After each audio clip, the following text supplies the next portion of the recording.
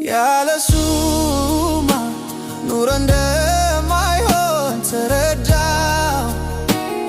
አሁን ይጋኝ ምንም ላላተርፍ ተጎዳው።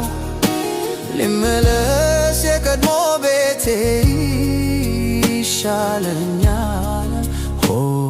ከኢየሱስ ጋር ኑሮ ይመቸኛል። የዓለም ኑር አንገፍግፎኛል፣ ብዙ አራቁቶኛል።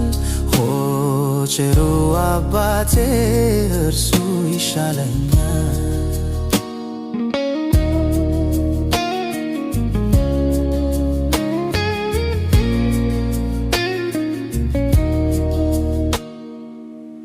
መስሎኝ ነበር ተጠቀምኩ፣ ድርሻዬን ይዤ ኮበለልኩ።